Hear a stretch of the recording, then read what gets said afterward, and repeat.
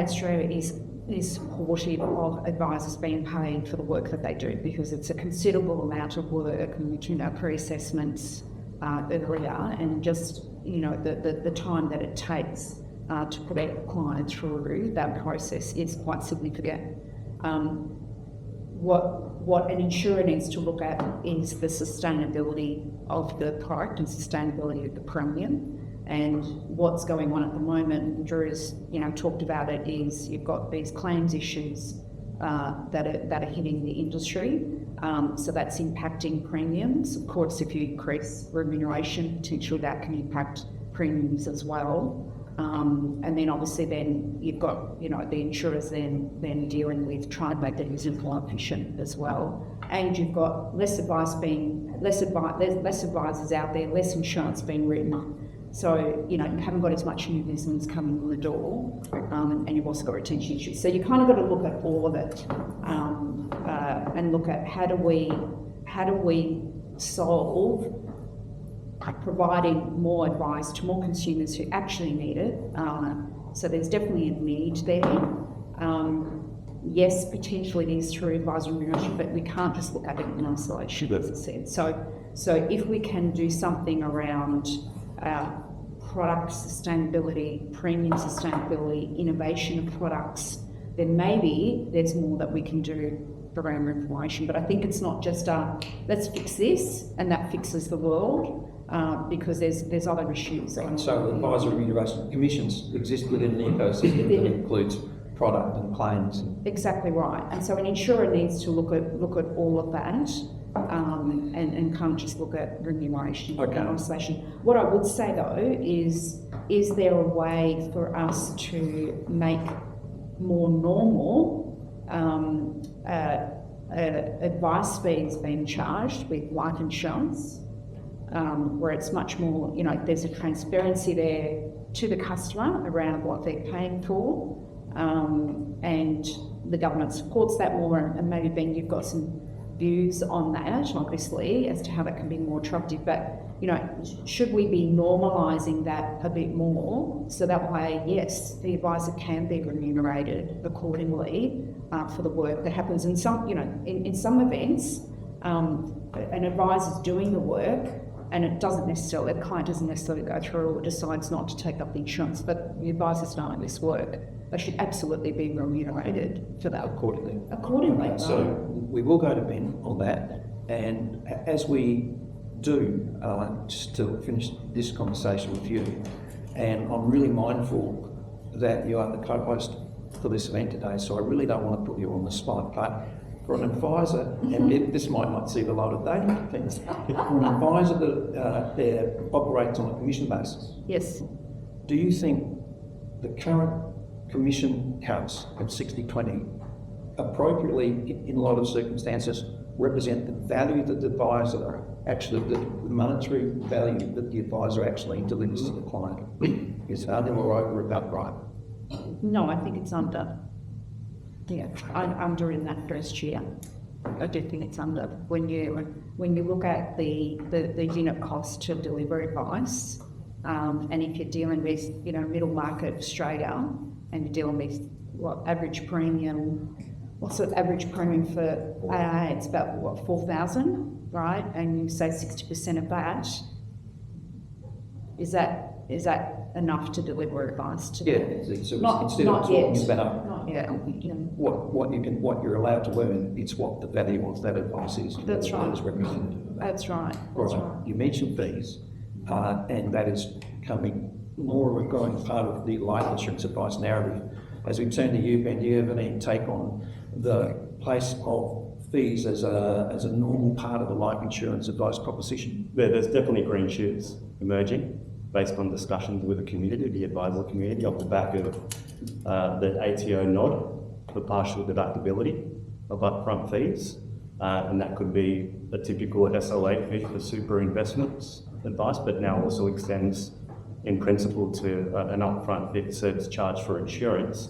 I like it not only because it obviously improves the economics, particularly for those of us that might be advising a client where the year one premium is around that 4,000 to 5,000, middle market, even lower at times. where those economics can be, particularly when we compare it with the cost to serve, those margins can be quite thin. But the other reason why I like the upfront fee for the insurance advice is because arguably the client is more invested in the process upfront. So we're spending all of this time upfront with the client, pre-assessing, trying to set expectations, only for sometimes that business not to actually complete. So there's a school of thought based on some of the discussions that we've had with advisors out there that charging an upfront fee, as many professions do at the moment, hopefully leads to clients being more invested, they've got more skin in the game, which is hopefully going to elevate the chances of seeing through to completion. It's low-hanging fruit. We know more and more advisors are starting to review their fee models with a view to bring in that upfront fee. And I know, Phil, under your current model, you are charging clients upfront fees. So definitely heading in the right direction, and good, sensible reform. Okay, so the advisors are going to have the last word in this conversation as we segue through dealer groups for your take on this question of whether or not the life insurance framework reform, revision caps, should be addressed one way or the other in a straight increase to 80-20 or in a more nuanced way. You both operate in different businesses with different business models. What's your take, Drew and Niall? Well, no, yeah, I think we're operating in a small talent pool of educated people. We need to pay them well, offer them career progression, potential shareholding, etc. The reality is, if we were starting MBS today on a 60-20 regime, we probably wouldn't do it, or certainly not follow our model. Without an existing portfolio of existing clientele of travel commission to subsidise those new ones would have just been too great a barrier to entry. And so that's a great shame. We saw many entrepreneurs come through the historical environment. So, we've invested a lot of money and time in technology. We've got to a point where year one advice is lower than the 60%, but it's taken us, 4 full-time people working in technology and, a handful of years to be able to achieve that. I would like to see, if nothing else, that baseline fee for smaller premium payers, so that there's more of an incentive for people to engage with Middle Australia. Absolutely. We don't challenge a fee.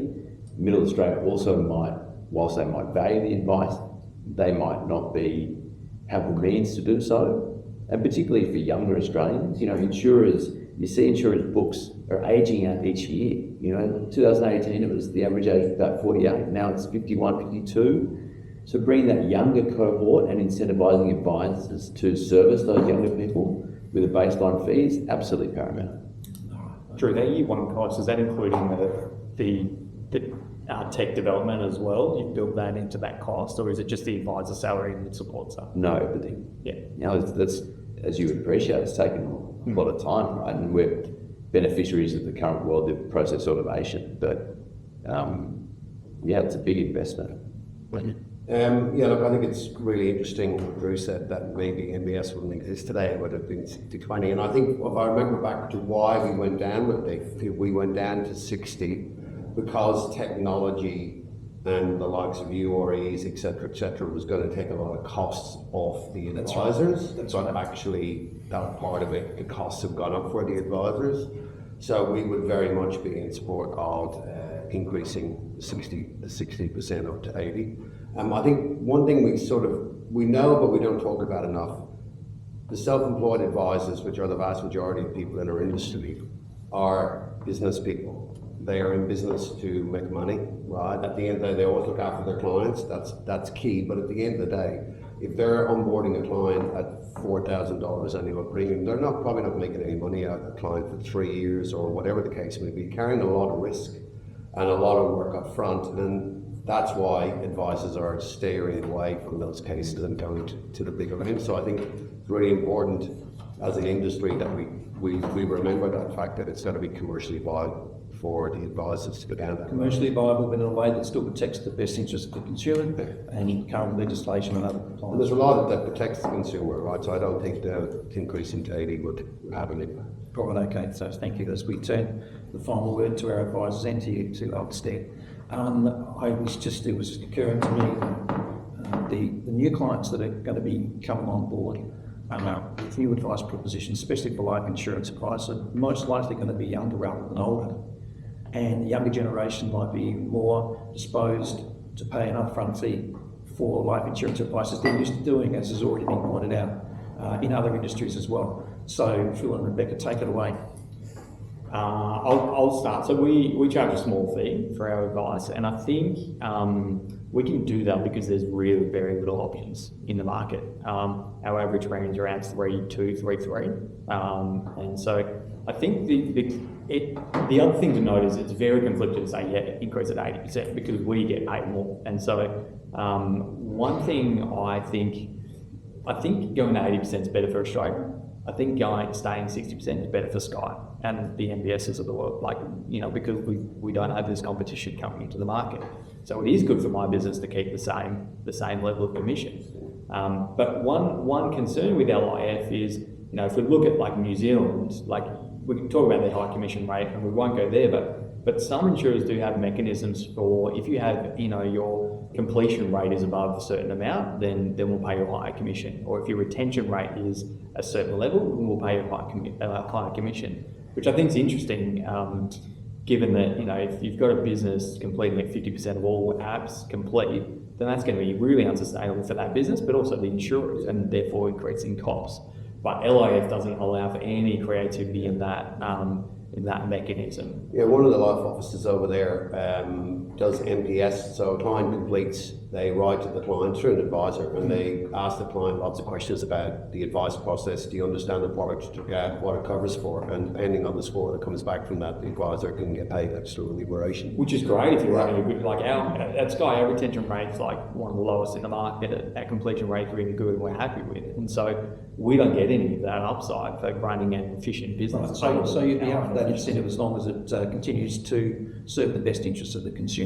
Yeah, of course, and the completion rate is good for the consumers. They're more educated when they're going and getting the insurance, and they want that. And so, those metrics that is in the best interest of the client is easily measurable, and we should be able to get paid that. Okay, thanks, Phil. Maddie?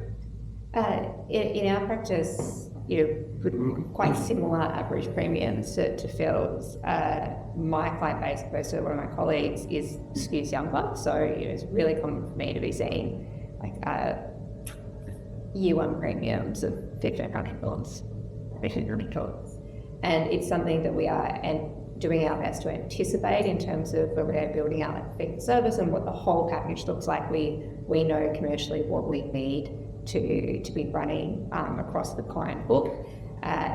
There is some clients who are subsidising other clients. That is the way. True. What fees are you charging?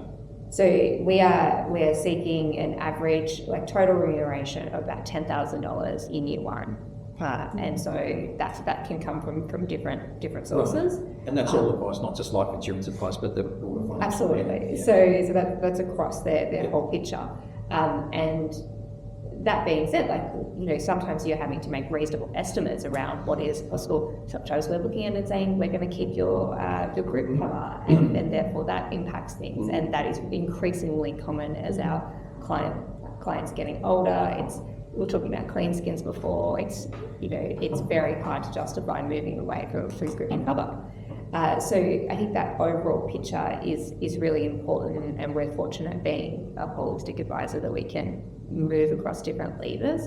The other thing though that, and I probably could take or leave at 60 to 80, but thinking about the time investment, our time and the client's time, we have found that we've been grouping adjustments to cover. So we're looking to do a little renovation every second or third year, rather than looking at every year. You're a little bit off on your need spaces, but it's certainly not worth our time to do it, and it's not worth your time to put me through underwriting, medicals, all of this stuff. So that does practically run the risk of you leaving the client slightly uninsured. We're all comfortable with it at the end of the day, and the client understands it and can say, no, I want to, or yes, that's fine. But they're just some of the really practical considerations of all of these things that come into play with the commercialities of our time and the client's energy. So many things are interrelated. Yeah. Okay, all right. So thank you for that, Rebecca.